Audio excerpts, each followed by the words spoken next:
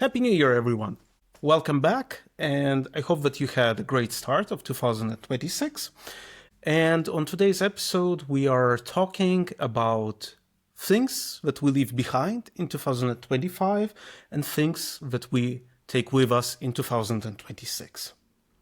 I have been thinking about this past year, what worked, what didn't work, and I want to share with you some thoughts about what I am leaving behind and what I'm taking with me in 2026. Of course, this is my opinion, but feel free to share in the comments what you're leaving behind and what are you looking forward to in 2026.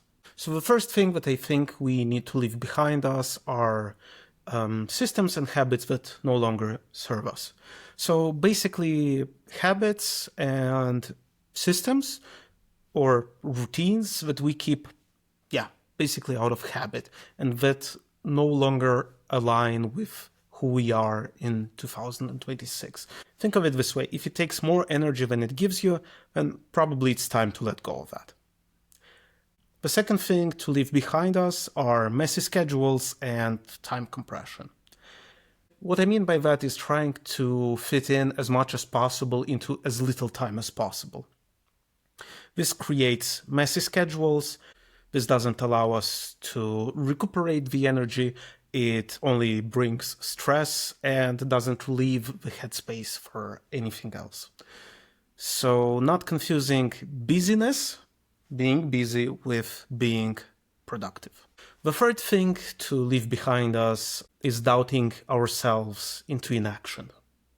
How many times, and I've had that, and I believe all of us had, doubting that idea or that concept that we had and overthinking our decisions to the point that we don't even take action upon the decision. Another thing that you might be familiar with is analysis paralysis. So you analyze and you think about it and you think, is it good, is it not, is it good, is it not, up to the point that you don't actually do anything about that. The next thing that I think we should leave behind us are energy-draining relationships and activities. If a certain activity or a certain person drains your energy and your enthusiasm, it's time to let go of it. As I've heard in one workshop conducted by, I think his name is Christopher Steele. He has also a very cool podcast. He said that we need to guard our enthusiasm and our energy with our life, because without that, we musicians are nothing. So saying yes out of obligation or accepting to participate in projects that we don't want to, all of that needs to stay behind us in the new year. And one more thing I think we should leave behind us is the constant obsessive comparison with our peers, especially through social media. I read a book recently called The Courage to be Disliked. And one idea from that book that stayed with me is this idea of building horizontal relationships, not vertical ones.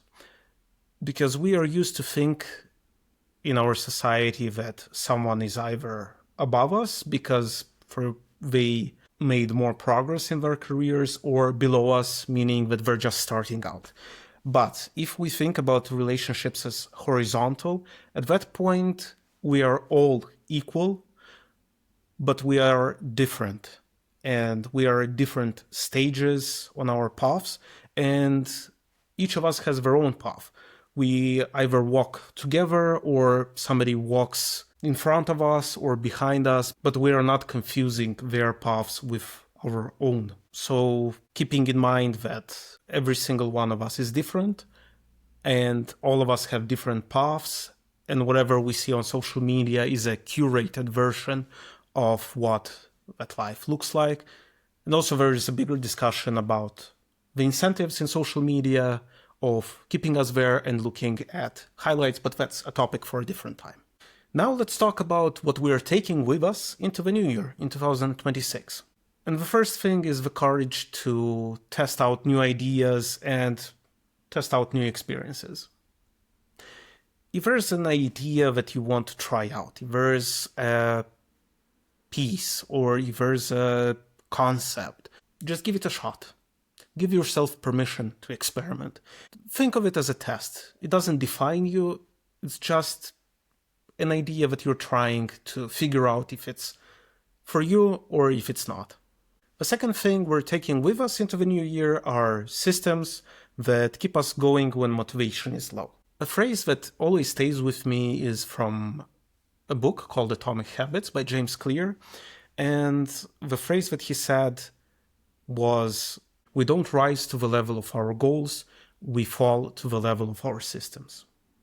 Meaning that if we build systems that even when we don't have the wish to do them, even when we don't have the motivation to sit down and send an email to look for a concert or to pitch an idea or to apply for a scholarship or for a grant, these systems will keep us working and taking one step forward towards our goals, even if we don't really feel like doing that in that moment.